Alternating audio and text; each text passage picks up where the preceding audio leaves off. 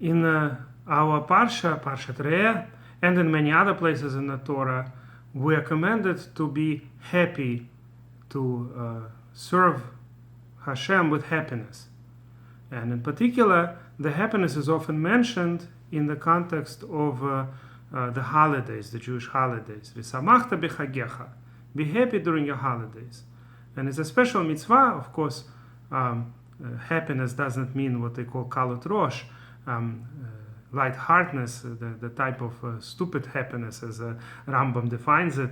The Rambam usually, by the way, in his halachot, the most musar lessons, if you could say it, a lesson of some kind of ethics, is usually at the end of each specific book of halacha. And in the laws of Yom Tov, at the end, he discusses the laws of Chol HaMoed. But before he gets to Chol HaMoed, closer to the end of the 6th chapter of the laws of Yom Tov, he brings a lot of the musar lessons, a lot of the ethical lessons with regards to Yomim Tovim, the days of our holidays. And it would be worth for everybody to read them for themselves. Today, of course, there are English translations available. It says Rambam, Mishnah Torah, the 6th chapter, starting with halacha 16, I would say, from 16th to 20th halacha. Very useful information, but just to get the gist of it, it's very important to be happy on holidays, and one should make sure that his wife and his children are happy with whatever makes them happy, but it shouldn't become a frivolous types of happiness or kalut rosh, whatever that means, the light-headed happiness, literally. And we should also make sure that in our happiness we don't forget for the poor people, and of course the Torah tells us all that in our chapter also, that we should not forget that the poor people, especially on the holidays, it's a lot of times people can make the ends meet somehow on weekdays, but when it comes to holidays, usually there is a lot more that people need to spend, and if they're poor, they don't have where to get that money from. So that's why there are all these Jewish organizations, usually close to the holidays, they start collecting a lot of money to distribute among the poor. There are specifically laws with regards to the poor of our own cities. We have special obligation to make sure that other poor Jews in our cities should be able to make Pesach, make Sukkot. Shavuot is a little bit easier, it's just 2 days. And also the poor of the land of Israel, special mitzvah to help, and that's why there are a lot of these tzedakah organizations where they're collected to help the poor, the almanot and yatomim, the widows and orphans, and all people who are not particularly rich or not particularly well off. So we have to make sure that they will have what to eat on a holiday, and also inviting guests is important if people can do that. I wanted to mention at the end that, of course, being happy in general, serving Hashem in happiness, is a great quality, not just for holidays, even though it's mentioned a lot of times in the Torah in the context of holidays, but of course always being in a positive mood, it's a good thing. Certainly Judaism is not a religion of sadness and sorrow. There are times when we're supposed to be sad, for instance, when we mourn for the destruction of the temple around the 9th of Av, but most of the year we're supposed to be happy. It's very important to serve Hashem in happiness. Some of the greatest sages used to emphasize that whatever they reached, whatever the understanding of Torah they reached, whatever the closeness to Hashem they reached it through happiness. So were the words of Arizal, probably the greatest mystic, Mikubal, in Jewish thought. Of course, his writings, the writings of Arizal, influenced very much the Sephardic and Hasidic Jews, but also even the regular Ashkenazim, the non-Hasidic Ashkenazi Jews. Often we don't even realize how much of what we do is influenced by Arizal. And he used to say that everything he reached is through happiness. The same was true about Vilna Gaon, one of the greatest sages of both Kabbalistic, mystical parts of Torah and open Torah, especially popular among Litvische, the non-Hasidic Jews. So he also emphasized the importance of being happy, and in general, the whole idea that happiness, of course, Hasidim, a lot of Hasidic groups especially emphasize being happy, and in general, happiness is is a good thing. Hashem wants us to be happy and wants us to be satisfied. We're supposed to learn to be happy. Of course, it's a whole art for some people. There are some people who are naturally happy and always smiling, but there are some people who are prone to be sad, and there are ways to deal with it.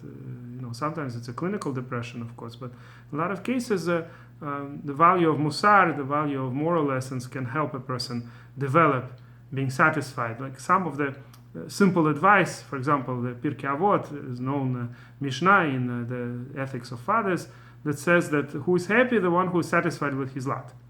Right? A lot of times what prevents people from being happy is not objective, but more of a question of they don't have what their neighbor has and they think they deserve just as much, so they're unhappy. Why is it, for instance, that in Israel they took statistics that usually in poor neighborhoods, it's not just in Israel, of course it's true everywhere, that in poor neighborhoods usually there is more crime. But in poor religious neighborhoods, there are specific places where mostly Orthodox Jews live. There, even though a lot of them are poor, there is very little theft, burglary.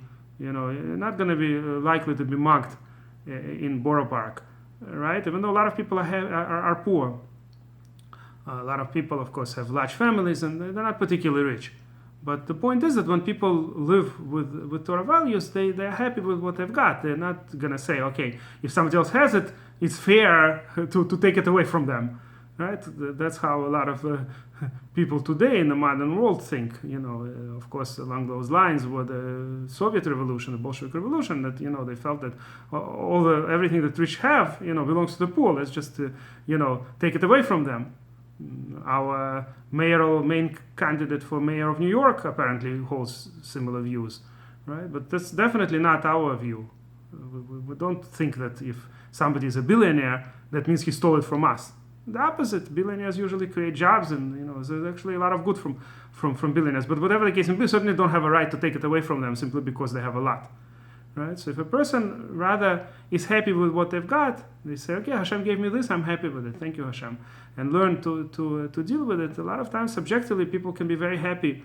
And for some great figures in Judaism, it's known that they didn't just teach themselves to be satisfied.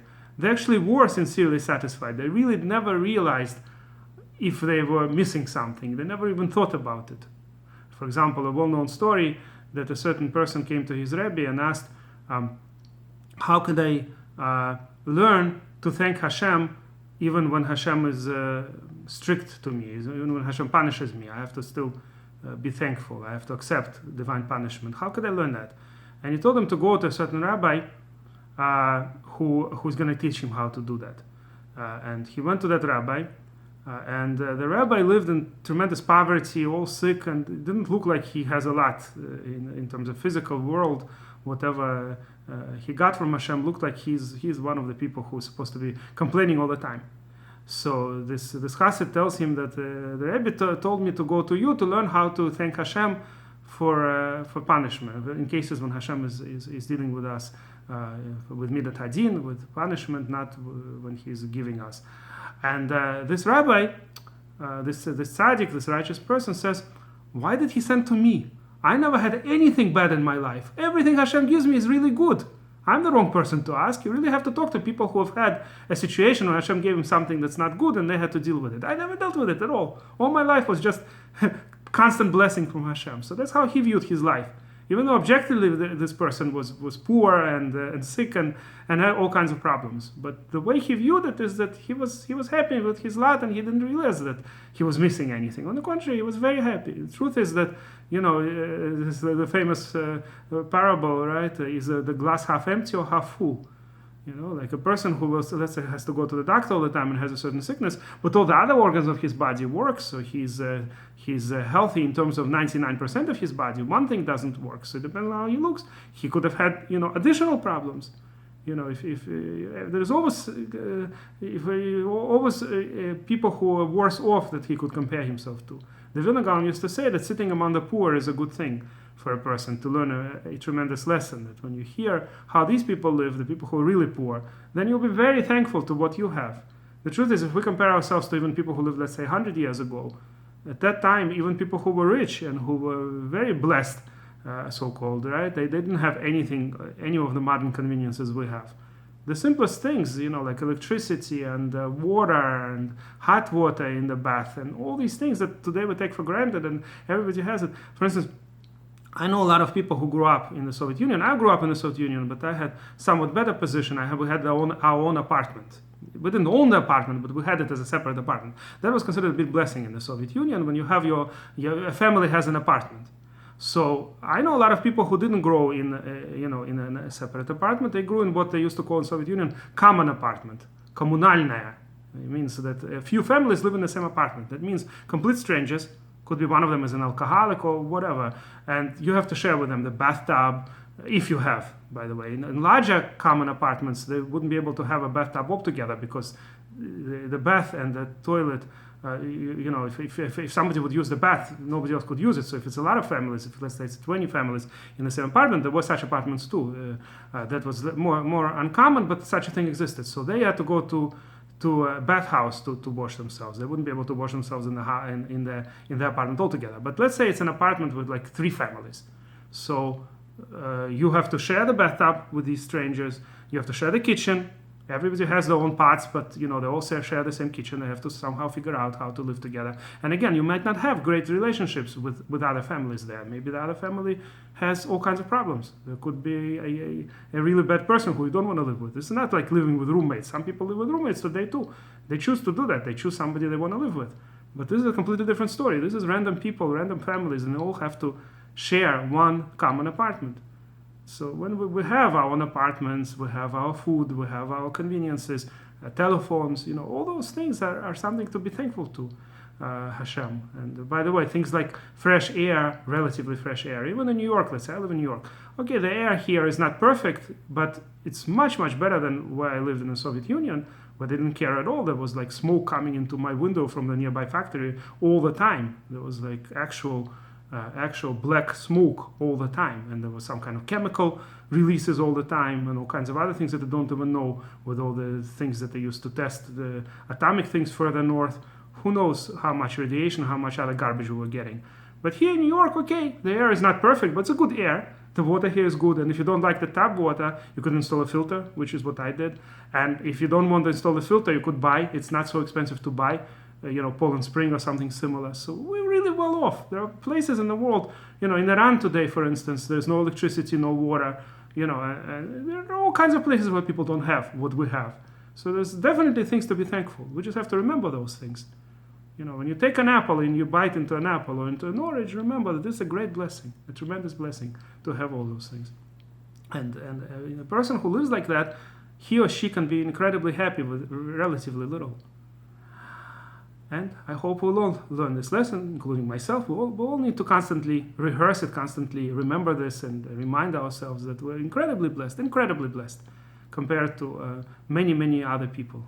Even today, in places like India and Africa and in Sudan, there are places where people are suffering tremendously. And compared to how we have it here in America, we're all incredibly blessed, and there's definitely something to be thankful constantly for having all those great things. Right? And, rather than comparing ourselves to people who are better off and always complaining that there are people who live better than us. There will always be people who live better than us, but there's also a lot to be thankful for what we have. And if you like this video, please press like and please subscribe to our channel.